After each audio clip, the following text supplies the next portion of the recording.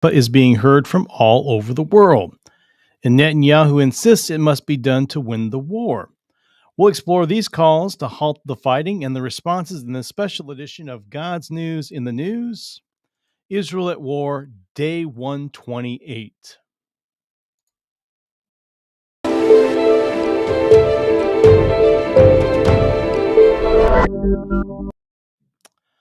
Well, thank you for joining us once again for another edition of God's News in the News, current events, biblical perspective.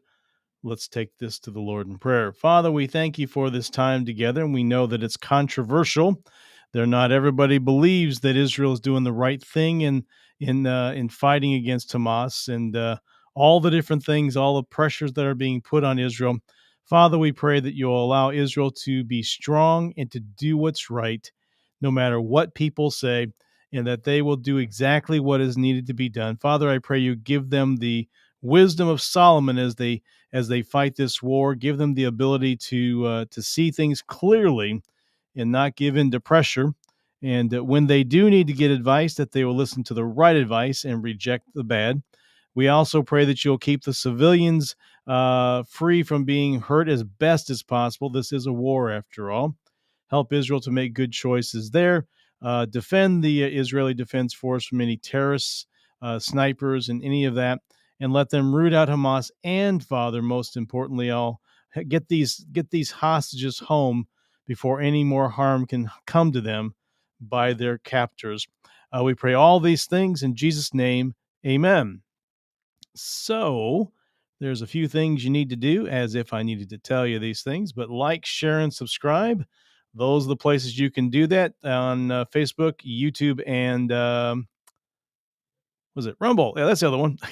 I was trying so hard not to say FaceTime that I forgot Rumble, but now I got it in there. So you like, share, and subscribe on those channels. If you want notifications, there's ways to do that on each of those channels if you want to do that. And then, of course, on X, it's always a little bit different, but it's okay. They're not working with us on streaming, but we're working on fixing that. But until then, I'll upload them later. But when I do, you can go ahead and like the channel and repost. Those are the things that help get these to the places it needs to go to. See the feeds, get on the feeds on people, and that's what we really want to do is get the message out. As I said in the prayer, I'm going back to the prayer. As I said in the prayer, there are there are people that don't necessarily agree with us, but that's okay. Differing opinions are okay. Just keep it G and be nice if you can. Be polite. You can be firm, but you can be polite. You do those things, I'll respond to you. But if you're just outright mean, calling names and I may think twice about saying something there. But anyway, though, but it's a free speech area. You want to put the posts on there, and you keep the language from being bad. I'll let it sit there. People can respond to it. It's okay. I believe in free speech, even if I don't agree with it. But I do, and I'm going to take time here, just a moment here. I'm just going to go ahead and put the ticker down here for this. But I want to tell you that I've been holding back a little bit on this because I've gotten a little bit of criticism on some things. But I want to let you know, when I source these things out, when I work every day to get these things, I source out 6 or 7 different sites. I don't just take one opinion. I kind of go through them all. I do have some sources that I like more than others, but that's okay. But when I cite sources, it's not because I'm only going to one place. It's because I like what I'm seeing in those places. A lot of this stuff is repetitive, and it's buttressed by all sorts of sources. But I'm here to just go ahead and give you what I think are the highlights. And sometimes, like today, I'm going to be using the Jerusalem Post almost exclusively today. But that's all right. I've got different. I've used CNN. I've used ABC News, NBC News. I've used Fox. I've used all sorts of places that you might think, oh, why are you going to all those places? I just get the sources wherever I can, and if it makes a point. But I'm also doing this for current events, but biblical perspective as well. I'm going to put my commentary out there as well. You may not agree with it, but that's okay. I'm just giving it out there. I'm doing this not because I want to be a news source for everybody. I want to get you some things, but the biblical perspective is what I'm going to give. If you don't think the Bible says anything about this, that's okay. If you're not a Christian and you think that this is ludicrous, that's okay too. Say what you want. Free speech zone. but you got to be nice about it. I reserve the right to delete comments if they're just downright rude and offensive. That's okay. If it doesn't hit those I'm not going to go to all the lengths that YouTube does. Whenever I put up a video on YouTube, I have to answer that none of them are offensive to their community standards.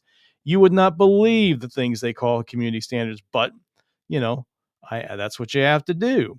And but as far as I'm concerned, for the comments you make, this is a free speech zone. But I wanted to let you know that and also as well as I don't just stay with one source. I'm very, very open to opponent's opinion. If you've got a source that you think I should be reading, tell me about it. And if I think it's worthy of it, I think it's done right. Am I going to go to Al Jazeera all the time? Probably not. They're just a tad slanted. But every so often I'll see something there that I want to post in here. That's fine. When the gentleman yesterday from the UN, from when he posted on X, I gave you the full context of his content of his comments. I didn't just because I didn't like some didn't mean not going to give it to you. All that to say this: I'm going to do my best, and but you got to understand, I am definitely pro-Israel. I definitely believe that they are God's children. That's not going to change. So if that bothers you, move along. All right, what am we talking about today? Well, Israel at war, day 128, warnings over Rafah. And I think I've got a picture of a few guys here. Yes, I do. You know who these guys are. That would be Netanyahu on the left and Biden on the right. I suppose if I wanted to be symbolic here, I would have switched them, but not going to do that. So first off here, Egypt and the U.S. are not in favor of advance into Rafah. So as Prime Minister Netanyahu orders the IDF to submit a plan to take the war to the southernmost city in Gaza of Rafah, world powers are strongly against him, as we read in an article from the Jerusalem Post. I also think I've got the chat going down here, too. It's going to be a little bit more difficult to keep up with because it's just me, myself, and I here. It's not a big deal. But anyway, though, I put the link for the notes in there if you want to get those notes. And I think I probably need to take this guy here. You don't need to see two of me, let alone one of me. So the notes are down there. I'm trying to do that. And actually in the descriptions of the videos on the various sites, I am putting in, links to the sources as well. So you can look at them yourself if you want to. And there's only going to be one source tonight, but they're there. And I want you to be able to go. If you think I'm taking things out of context, you can check them out. The notes are also linked in the Google, the Word document here as well. And so just go ahead and download if you got the digital copy. They'll like in here in the first sentence here, it's got the article there. You kind of click on it and you can read along with me if you want to. However the case may be, let's get into this. Alrighty, let's do that. Okay, so here's what it says here. Joe Biden and Egypt's foreign ministry warned Israel against a military operation in Gaza's Rafah as Prime Minister Benjamin Netanyahu turned to the American media to explain that such a step is a necessity for an Israeli victory against Hamas. Biden spoke about the matter directly with Netanyahu in a phone call that followed public statements the White House had made on the matter. Biden reaffirmed his view that a military operation in Gaza should not proceed without a credible and executable plan for ensuring the safety of and support for the more than 1 million people sheltering there, the White House said after the call. Now, the prime minister responded to those demands. He said this. Netanyahu responded that the Rafah operation is necessary, but would take place only after civilians have been evacuated, according to an Israeli source. The U.S. president also emphasized to Netanyahu the importance of a, quote, urgent and specific steps to increase humanitarian assistance to Palestinians in Gaza. Egypt, which shares a border with Rafah, weighed in this way. The Egyptian Foreign Ministry separately warned of the dire circumstances of such action, which it said risks worsening the humanitarian catastrophe in the Gaza Strip. Now, I came across an article today that I'm not going to use. I'll most likely use it tomorrow. It is an incredibly interesting article about the life and the times and the conditions in the Gaza Strip before October 7th. And I think you might be surprised by what this gentleman says. That'll be tomorrow. See there? I'm giving you a tease. So, all right, such concerns are getting a little redundant since Israel's well aware of the citizens that need to be relocated and included it in their plans from the start. They've always been doing that. And as far as the humanitarian aid, they've been letting it in. But if you're going to get specific about, let's make sure this gets done correctly and keep civilians from being hurt, how about you ask Hamas to do the same things? They put people in harm's way. If you haven't figured that out by now, you're either willfully ignorant or you just don't know or you don't care. They put people in harm's way. And then there are some civilians that, even though they've got leaflets and pamphlets and ways to get out, and they simply decide to stay. That, along with the fact that Gazan soldiers do not wear soldier uniforms to stand out. They dress exactly like citizens, and the reason why is to make it harder for Israel to distinguish between them and terrorists. They do everything they can to disguise, and they want civilian deaths. I'll say that again. They want civilian deaths. Anything to make Israel look bad. And so when the world starts, demanding this and demanding that, it's a little redundant because they're already doing that. And it would really be nice just to be able to get a little bit of balance here and hear the cries of Hamas doing all these things, crying out every single day, just like you're doing this. Make it a drum beat that you beat all the time about Hamas needs to let the hostages go. How about that? And then start asking them to make sure the humanitarian aid that gets into Gaza gets to the people and that they don't use it for themselves, like I'm suspicious they're also using with the medicines going in, but we can't prove any of that. But it's just their modus operandi. That would be nice, but I don't think things are going to change. This is just the way the world's going to go. Now, Netanyahu, for his part, I think he is saying that we intend to win the war. Well, that's now you might think that's kind of like, well, duh, of course you want to win the war.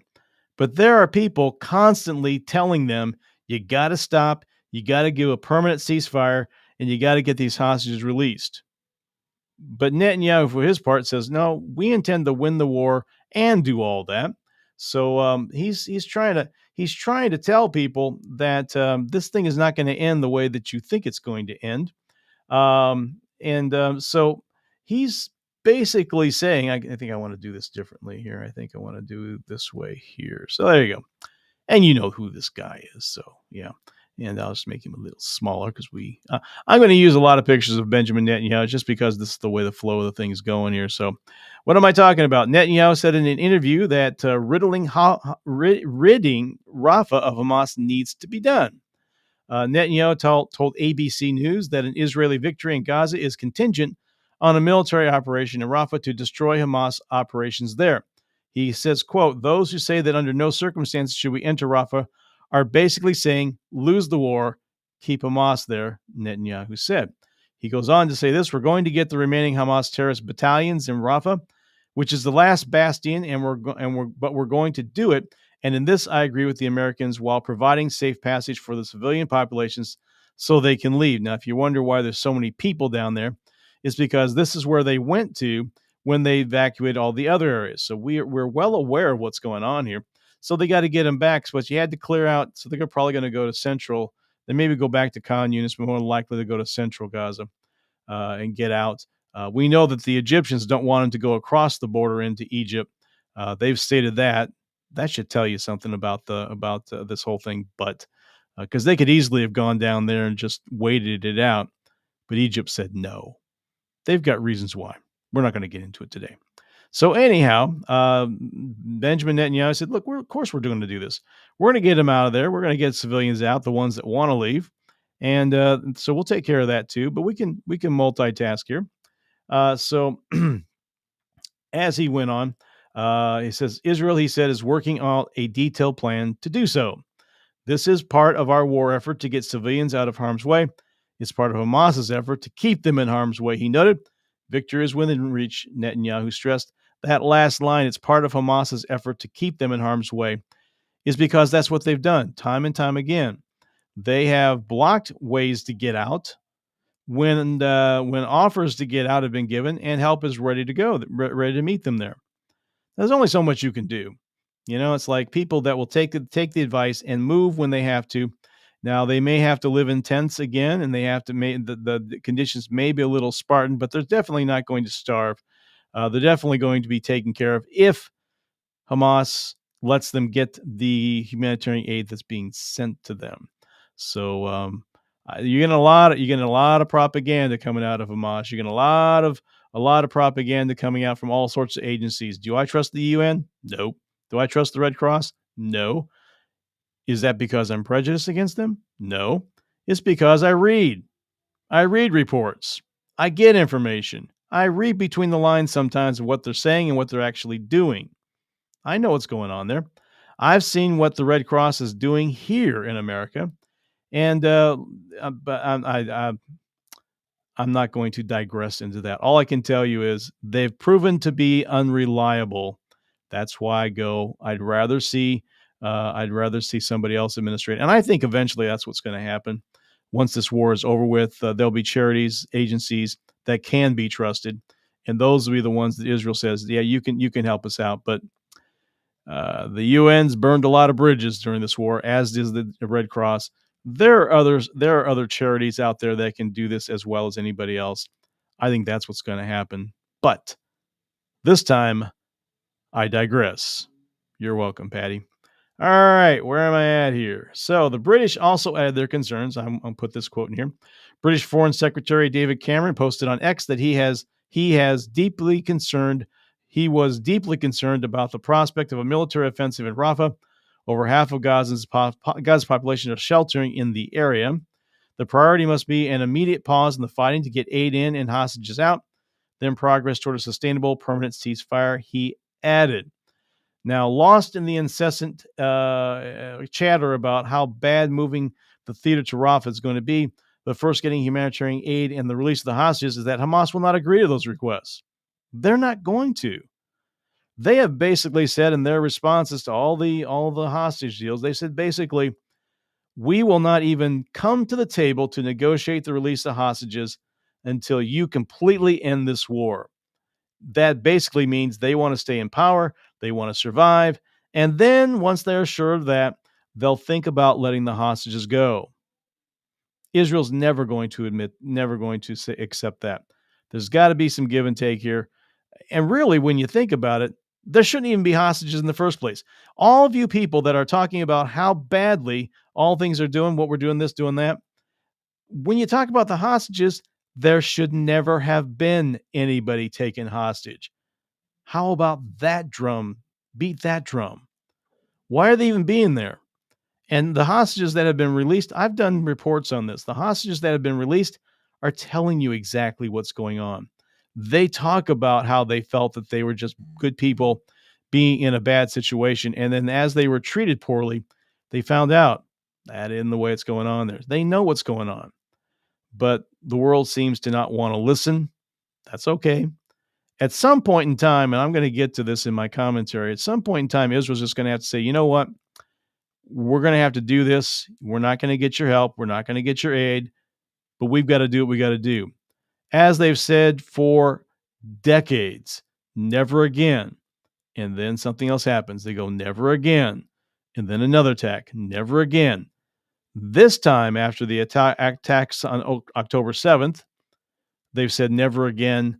But this time, I think they mean it. They're gonna deal with terrorism on all sides completely this time. They're ready. They will do it. Now, what will the world do? Will they get sympathy from the world? This is not like after the Holocaust where they got all the sympathy because of what happened, and rightly so. And not after all these times when they were outnumbered, outgunned, outmanned in the other attacks on them. This time, Israel's prepared. They've got the military to do something. They got the 17th ranked military in the world. So they've got some firepower at their disposal. This time, they've got the upper hand, so-called militarily. And I don't think they're going to get the adulation of the world when they take out all the terrorists surrounding them, which I believe they're eventually going to have to do. They're not going to get a lot of popularity. They're not going to win an awful lot of popularity contests. But this is a country that needs to have borders that are secure. Let me just tell you something. How would you like to live with rockets being shot at you weekly? How would you like that? If that were happening here in America and the Canadian border and Mexican border, that there are terrorists shooting rockets into Arizona, into Texas, into wherever, you think we'd put up with that? After 50 or 75 years of that happening all the time, I think you might go, it's time to end this. Why don't you put the shoe on that foot? So, anyway, though, I know maybe I'm preaching to the choir in some and preaching at something else, but I just thought I'd throw that. I don't know why I'm going off script so much here, but that's what I'm doing. So, alrighty then. So, okay. So, getting back to my last statement there, the Hamas will not agree to those requests. Predictively they won't do anything until the war against them is ended. They want to survive, and they lost the right to do that when they attacked on October 7th. The report that I'm most likely going to do tomorrow, it'll put some perspective on that last sentence there. But moving on here, the IDF is very precise. I think I got a comment down here somewhere. Okay, so what Callie says, so when Israel says enough is enough, they attack. Israel might not be able to fight off everyone that will join in. So is that the start of the Ezekiel 38 and 39, the war of Gog and Magog? I don't think immediately. I think that initially they're going to fight back. They're going to rid themselves of the terrorists and get the borders, because the borders have to be secure. They have to have the walls taken down, and they have to be dwelling in peace and safety. I know, Callie, you've got some people that don't agree with me on that, but that's what I think. But I don't think it's going to go directly from one to the other. That's just me. So, all right. So, I don't think the attack is the war of Gog and Magog. I think the things have to happen before then. That's my view of what the scriptures say. So, all righty. So, like I said here, let's see. Let me get back to my notes here. Okay. So Israel, the IDF is very precise. Now, I've never seen a war fought this way. I can tell you right now. I just look at this and I go, how in the world are they fighting this war? I can tell you that right now they are very precise, and this is going to be some quotes again from Netanyahu. That's why you keep seeing pictures of him out there, because I'm quoting him all the time. So Netanyahu told ABC that they are keeping the civilian to terrorist casualties to a very low percentage. Now, of course, any civilian casualty is bad, but again, they can only do so much. If people don't want to leave, don't want to get out of harm's way for whatever reason, we don't know. But they have every opportunity to get out of harm's way. They do what they can. But people, I mean, in the World War I, World War II, there's just casualties. When you have to bomb someplace. I mean, obviously, there's Hiroshima and Nagasaki. Innocent people died there, but it ended the war. And so we see things like that happen, but Israel's doing everything it can to be humanitarian, whether you will believe it or not. They document it up one side and down the other. But again, if you just don't like Jews, you call them Zionists, well, nothing I say is going to change your mind on that. However, Netanyahu did try to defend himself. He said in an interview that Netanyahu defended Israel's treatment of civilians in combat zones in Gaza. Hamas has asserted that over 28,000 Palestinians have been killed in Gaza since the start of the war. Netanyahu said half of the Palestinians killed were terrorists, as he explained that the IDF was leading a precision operation that was unparalleled in military history when battling a non-state actor. We have brought down the civilian to terrorist casualties ratio down to below 1-to-1, which is considerably less than any other theater of similar warfare, he added. So he said. Now, the prime minister added specifics, numbers to back up that assessment. He says, we have killed and wounded over 20,000 Hamas terrorists, out of that about 12,000 fighters. We are doing everything we can to minimize civilian casualties and continue to do so. So if you kind of follow what he just said, there are 20,000 Hamas terrorists.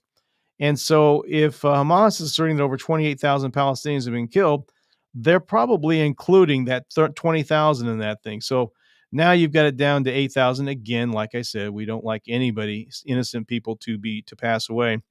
But again, when you consider all that's being done and all the hindrances that are thrown at Israel from all sides, it's hard to keep it down to that thing. But he said, look, we're doing our best. And that's something that I think everybody needs to accept. First off, war is not going to be without casualties. That's just, you cannot do. There's not enough military precision to be able to just target only people that are the terrorists or the enemy, so to speak.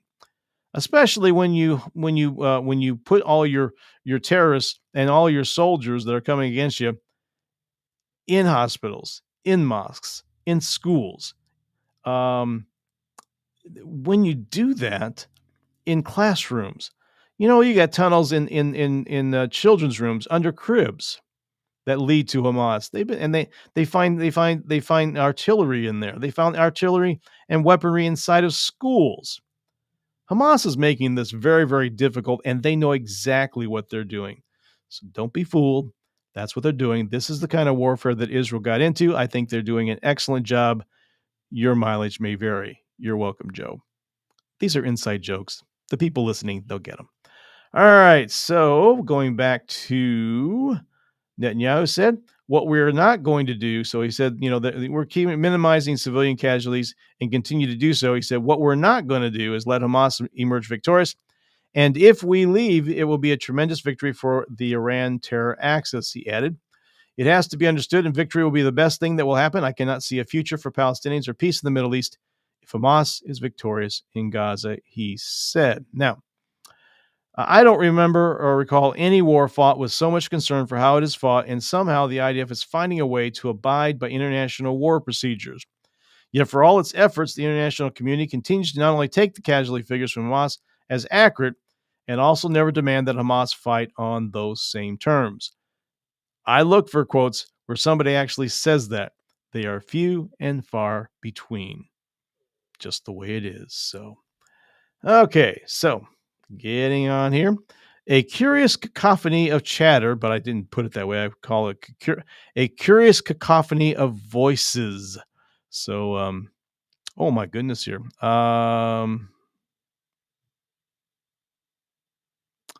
Okay, I'm reading through your comments there, Callie.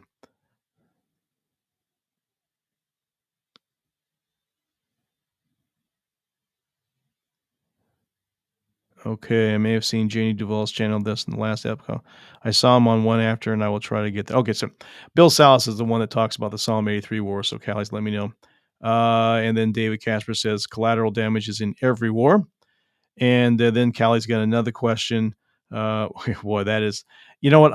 I will come back to that. Do you hang on there? I'll come back to that because it's not really on topic, but because there's no Google Meet after this, I'll come back to it. So. All right, let's finish this up here. Like I said, a curious cacophony of voices.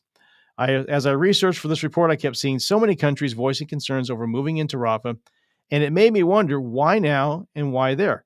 It was like everywhere. Everybody's saying about this. We don't want to go into Rafah. We're concerned about this. We're concerned about that. And I'd never seen this so much of a coordinated effort, and it just was curious. I, these countries are all right with Israel eliminating Hamas, but when the IDF has the last battalion in its sights, they scream to stop. And the reasoning almost appears to be coordinated as they use the same phrases and concerns. It's just curious. Now, is this scripted or planned by a central source? I may never know. You may never know. But what I do know and have always maintained is that when Hamas is on its last fumes, and I think they are, the calls for leniency would abound. And that's what we're seeing. I have a feeling there's more going on here than meets the eye, but I'm not wearing my tinfoil hat tonight. I'm just not going to go there. But it's curious that I've seen this thing. Like I think the most recent ones is all these news agencies using the phrase, and this is really off topic. Taylor Swift is not a psyop. I was like, how did that get into everybody's news feeds? But it was like, how they do the things where they got one person saying it, another person saying it, and then they got this wall of people saying it at the same time. They've coordinated the phrases, and it's like, okay. And that kind of makes you wonder, how come these things are we getting a little bit too programmed here when that message is like a mantra? But that's what I'm hearing here. And I thought it was weird. But anyhow, I do know that calls for leniency would be abound, and there they are. My other concern is that when the IDF is close to eliminating the Hamas threat, Hezbollah and Iran's other proxies will up their attacks and even enter the war completely. I felt that way for a long time. I still think that's going to happen. Hezbollah has a major amount of sophisticated rockets and military weaponry that can do serious damage to Israel if they want to. And if they unleash it, the IDF will have no choice but to break out their big guns. Now, I've seen phrases from Gallant and others, that we have special capabilities. Our Air Force has the noses pointed north. That would be Hezbollah. And some people have said they're only using a tenth of their military capability right now. Well, if they have to unleash it all, they have to open it up, they will do so. I think that's going to happen. Now, in such a scenario, the gloves will come off, and nothing the world community says will stop Israel from dealing a death blow to the surrounding terrorists. Israel will be hit hard initially and will suffer a great deal of casualties, but they will not have to say never again another time. They will become a major superpower in the Middle East and will finally be able to live in peace and safety as seen in Ezekiel 38. And they also believe that they will expand their borders and tear down the walls that they have because there will be no need to keep the terrorists out. They will expand their borders. That's what I believe is going to happen. Again, like I've said before, your mileage may vary on that. It's okay. We can differ. We can decide to agree to not disagree. Agree to disagree. Okay, so getting back to this topic here. Next question. I'll put it up here for you so you can see it. Okay, it says, new question. Do you have a where Babylon is? And I think her next thing there was, I'm thinking maybe it could be Vatican City or Rome, I think is what she's saying there. So, all right. Since you asked, and there's no Google Meet to talk about it, no, I don't know where Babylon City is going to be. I can give you a lot of theories. I can give you what I think, but I can tell you that there are people think it's the Vatican City. They think it's Rome. Some people think it literally is in Iraq. It actually is a rebuilt Babylon. Some people think it's New York City. Theories abound and abound and abound, but we don't know. I could try to unravel it, but I don't know. Maybe you've got an idea. I can tell you this much here. The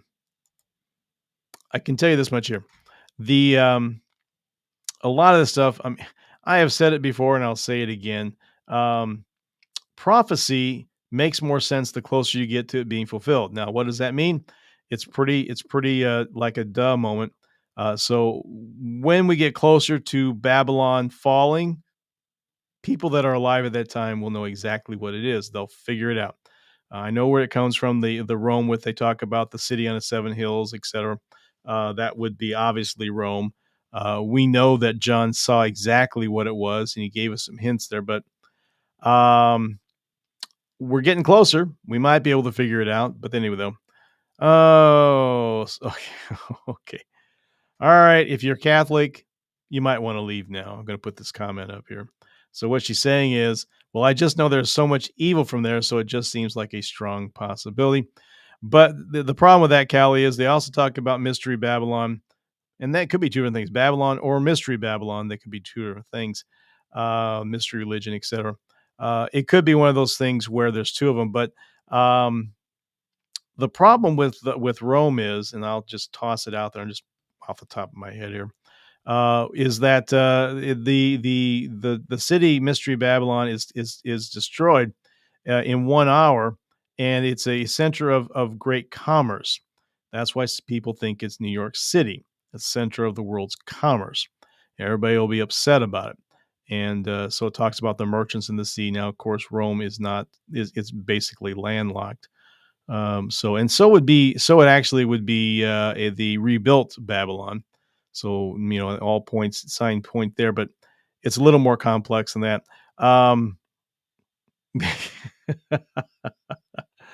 Oh my goodness. I'm sorry. Oh my goodness. She says, I was raised Catholic. Not now. Okay. So, well, you know what? It's almost 35 minutes. These things usually don't go more than 20 or 24 minutes. So I'm going to have to close this thing down.